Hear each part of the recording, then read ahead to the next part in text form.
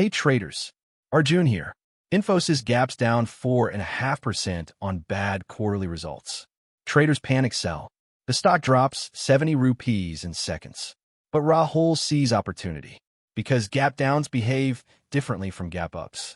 Gap ups are about greed. Gap downs are about fear. And fear makes bigger mistakes. This is the story of how Rahul traded the gap down. Rahul trades the gap down. Let's understand the difference.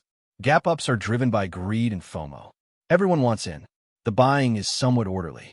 Gap downs are driven by fear and panic. Everyone wants out. Fear is stronger than greed. Always. That means gap downs are faster, more violent, and more likely to overshoot. When a stock gaps down on earnings, the panic selling often pushes the price well below fair value. And that overshoot creates opportunity. The first 30 minutes of a gap down are pure panic. Retail traders who bought yesterday are staring at instant losses. Stop losses are triggering in a cascade. Margin calls are forcing sales. This is not the time to buy. Never. Let flush. Let the weak hands exit.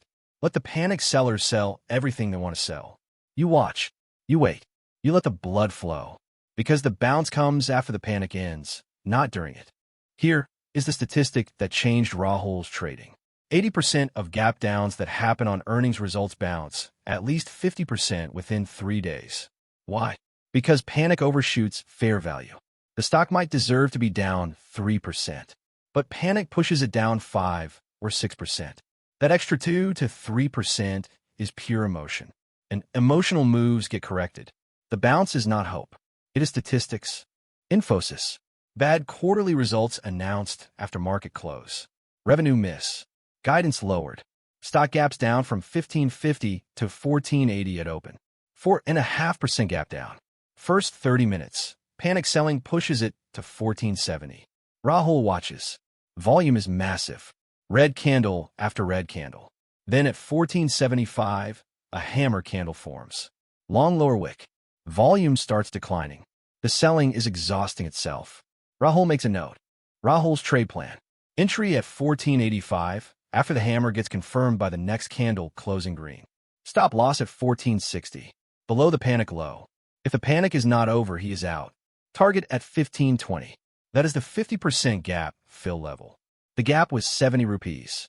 Half of that is 35 rupees above the low. Risk is 25 rupees.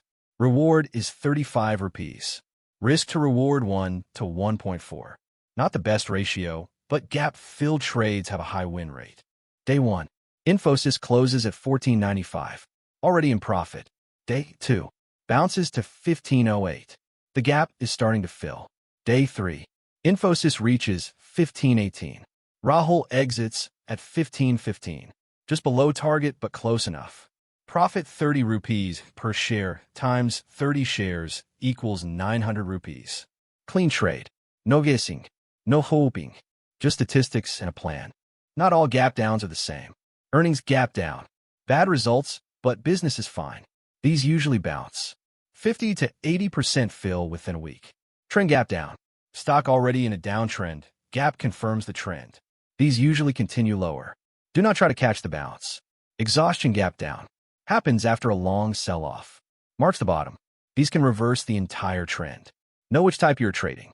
The strategy is completely different for each. Rahul's gap down trading rules. 1. Never buy in the first 30 minutes of a gap down. 2. Wait for an exhaustion candle. Hammer, doji, or engulfing.